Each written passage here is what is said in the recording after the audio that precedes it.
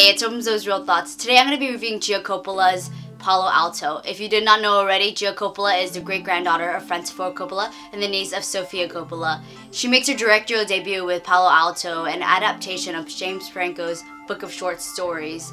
It follows April, played by Emma Roberts, who is this very shy, typical girl next door. She is drawn to the mop-headed stoner Teddy, played by Jack Kilmer, whose father, Val Kilmer, actually makes an appearance as April's stepfather.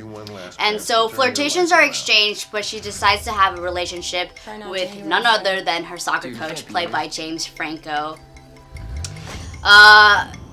Teddy ends up hanging out with his friend Fred, played by Nat Wolff, who is the typical high school asshole who tries way too hard to be crazy and unpredictable and just absolutely off the chain, and exactly the same kind of guy I would have totally hated in high school and would have totally teased me, but yeah, that's a story for another time.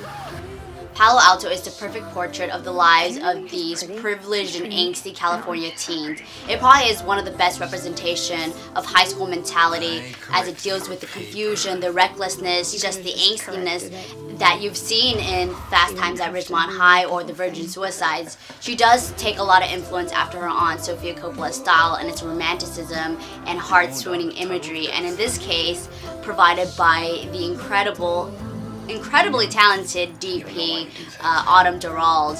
And so Sofia Coppola really taps into the lives of these lonely, outcasted, misunderstood teens without judgment, and really kind of reminds you and will make you kind of reminisce about your own high school years and all the shit that went down. The music was provided by Dev Hynes of Blood Orange, who really amplified the mood and created this ambiance that was so intense and it was so angsty. It really takes you all back, although the music was back-to-back and it makes it seem like it was a really long music video. Regardless, it was such an experience and you're just riding through it. They don't really go deeper than that. It mostly is like a very picturesque kind of film.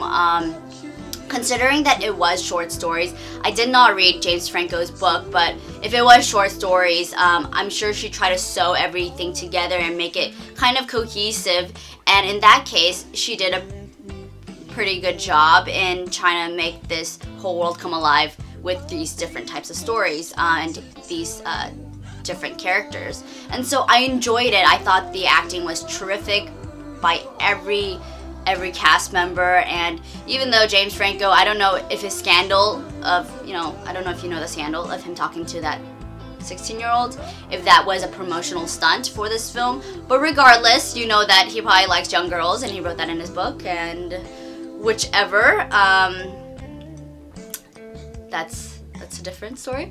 But I thought it was an incredible experience just to watch, and I loved just being in that, just being surrounded in this, encased in this like atmosphere that was really incredible, and you just see these teens in such a raw environment, just acting like freaking foolish teens, and we've all been there, and I think we can all relate to that. But anyways, tell me what you guys think.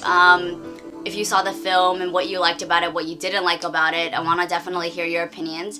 And make sure to check out my website, www.sosrealthoughts.com, because I watch so much more films that I cannot always update. So you can all hear it there. Anyways, I'll talk to you guys later. Bye.